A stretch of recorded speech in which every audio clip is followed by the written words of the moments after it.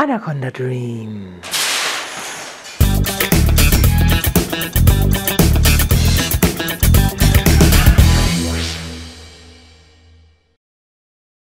Hallo, ich bin SCM Samis. Ihr schaut Anaconda Dreams, den Snake-Blog für Dummies.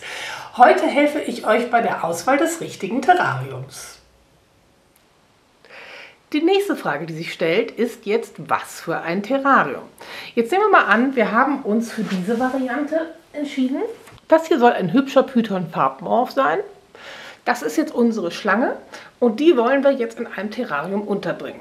Jetzt gibt es vor allen Dingen 3 Möglichkeiten. Mal ganz abgesehen von Kunststoff oder Styropor, das es auch gibt. Sieht bescheuert aus, ist glaube ich mehr so was für Leute, die viele züchten und die irgendwie unterbringen wollen.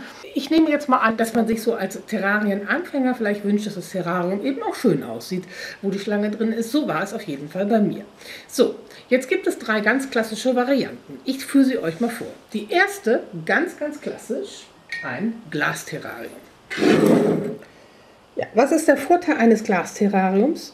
Ja, erstmal ein ganz klarer Vorteil. Ein Glasterrarium ist durchsichtig. Ich habe die Schlange da drin, ich kann mir die Schlange wunderbar angucken. Spricht für Glas, sieht klassisch, zeitlos und gut aus. Was spricht gegen Glas? Jetzt würde man im ersten Augenblick denken, ja, gibt es irgendwas, was gegen Glas spricht? Ja, A, Glas ist nicht billig. B, viel wichtiger, je nachdem, welche Schlange ihr habt, hier zum Beispiel der schöne Königspython-Farbmorph, und der versteckt sich nun mal gerne. Er fühlt sich sicher in schönen, kleinen, dunklen Verstecken. Das kann ein Glas nicht so gut bieten, das heißt, es kann sein, dass er sich nicht wohlfühlt im Glas und am liebsten irgendwo anders hingehen würde. Also, das spricht gegen Glas. Und noch ein Hauptkriterium für mich, ich zeige es euch. Glas isoliert miserabel. Autsch, tut weh. Mit anderen Worten, Glas gibt die ganze Wärme, die ihr dort produziert, und es ist eine Menge, und auch Feuchtigkeit, Luftfeuchtigkeit, in die Umgebung ab. Und die Heizkosten und die Stromkosten bei einem Terrarium sind nicht gering. Damit müsst ihr einfach leben, dass ihr eine Menge Energie verbraucht. Hier verpufft ihr ganz viel von der Energie nach außen.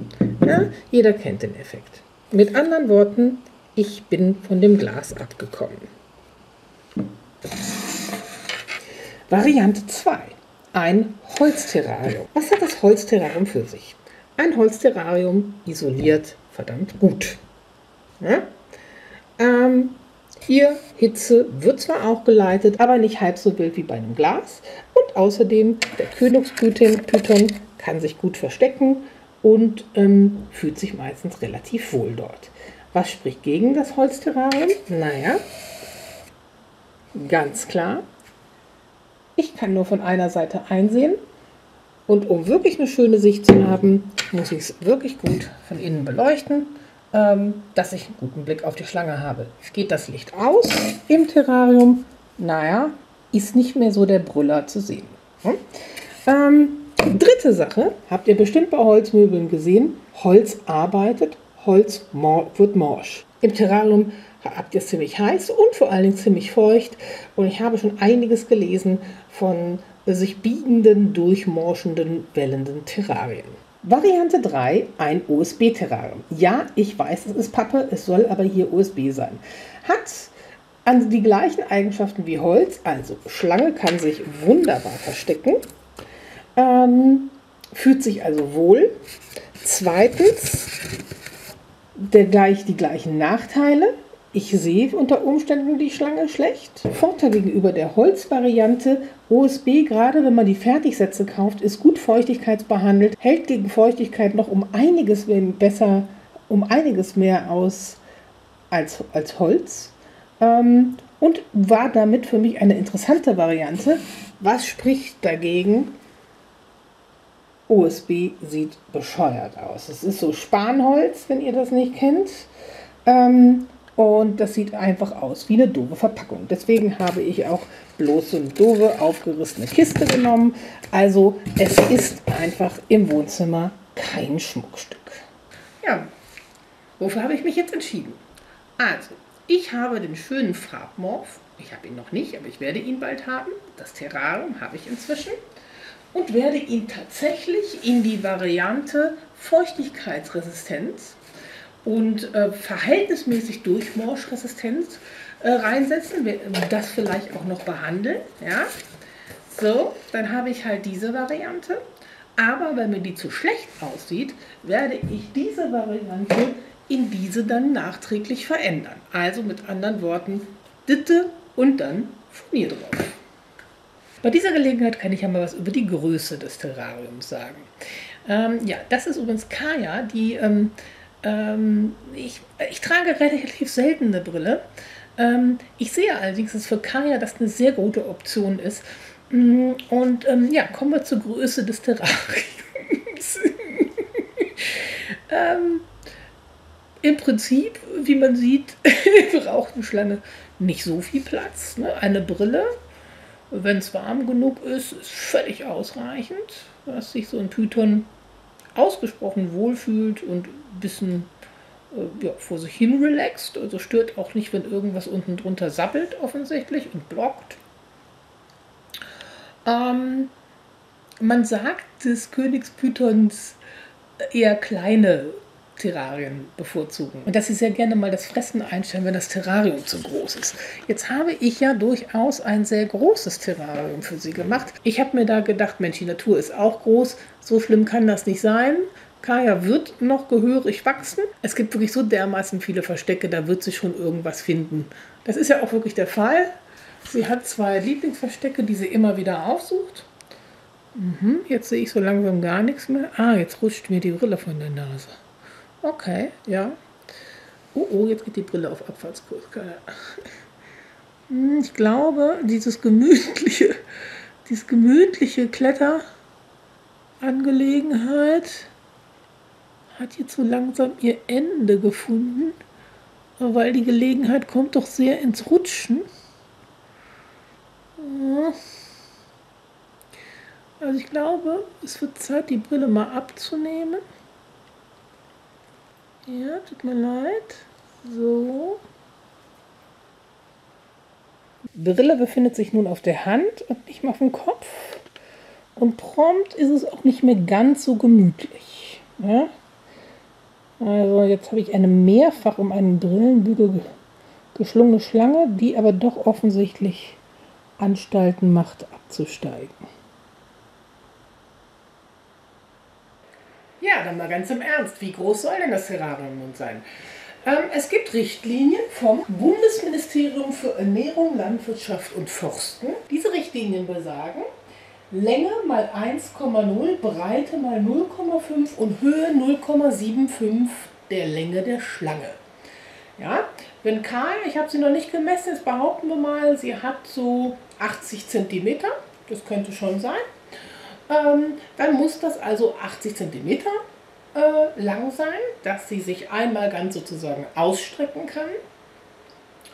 Und die Hälfte der Höhe, also 50 cm hoch und 0,75 Breite, also irgendwie sowas wie ja, 60 oder sowas in der Breite. Bei Königspython sagt man, es sind nun mal bodenbewohnende Schlangen, die in Erdhöhlen leben.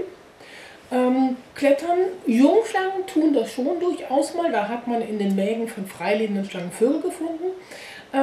Die werden aber dann irgendwann sehr schwer, insbesondere die Weibchen, und sie bleiben dann wirklich am liebsten auf dem Boden. Deswegen wird generell vorgeschlagen, es muss nicht so hoch sein, ein Königspythons Terrarium. Das wäre jetzt bei einem grünen Baumpython oder anderen Schlangen, die gerne in Bäumen leben, ganz anders. Königspython braucht nicht so hoch sein, deswegen ist mein Terrarium auch nur 60 cm hoch, zumal sie auch nicht so tolle Kletterer sind. Ne? Also die können dann auch durchaus schon mal fallen, und wenn sie auf nicht so große Höhe fallen, ist natürlich die Verletzungsgefahr niedriger. 1 Meter, 1,20 Meter fand ich zu klein, weil so ein Python-Weibchen kann ja wesentlich größer werden.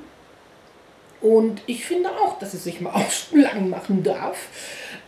Und deswegen habe ich hier dieses 1,50 x 60 x 60 Terrarium gebaut, wo eben jeder sagt, oh, das würde jetzt sehr groß sein für so eine kleine Schlange.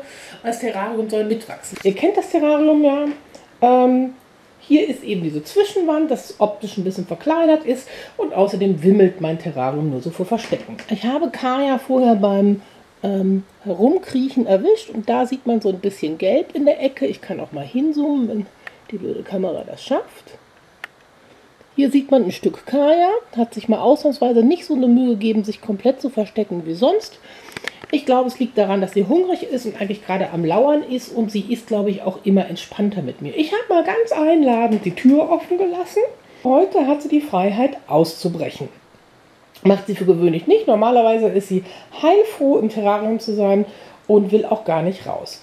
In der Tat, sie macht fast nichts anderes als pennen, pennen, pennen. 90% all ihrer Zeit liegt Kaya schlafend im Versteck, zugegeben. Also im Prinzip könnte man sagen, überdimensioniert. Sie schläft aber ganz ausgiebig in allen Seiten des Verstecks. Das eine ist ganz weit rechts, das Versteck, und das andere Lieblingsversteck ist gleich hier, ganz auf der linken Seite.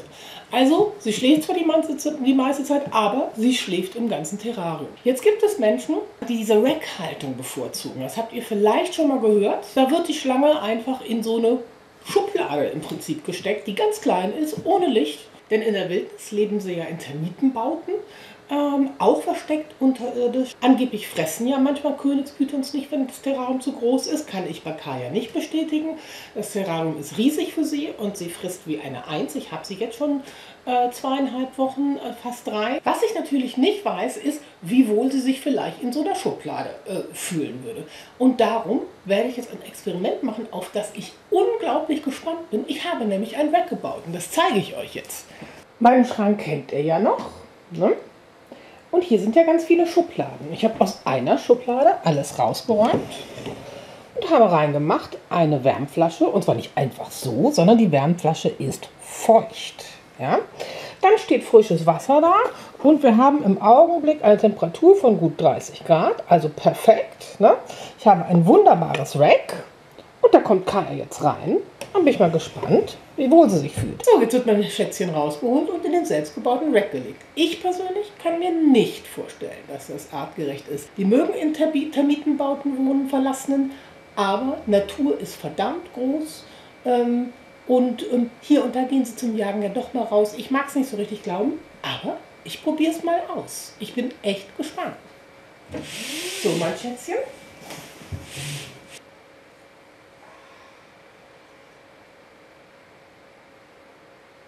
Hallo, mein Kajalein. Ist ganz ruhig. Meine süße Maus befindet sich auf meiner Hand. Guckt sich gerade noch so um. Ja? Erkundet so ein bisschen die Gegend. Jetzt bin ich mal gespannt, wie gut ihr der selbstgemachte Rack gefällt. Pass auf.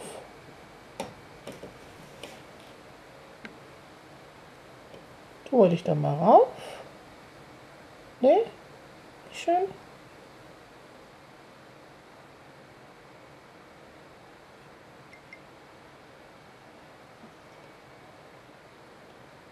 Wunderbar. So, Schublade ist ein bisschen zu, aber wie gesagt, ein Ritzchen ist offen. Da werden wir mal jetzt sehen, wie groß das Wohlgefühl so ist. Und jetzt werde ich mich hier entspannen, ein Teechen trinken und gucken, ob sie da mal rauskommt.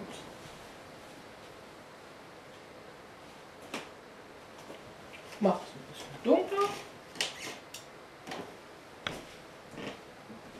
So, dann gucken wir mal, was passiert.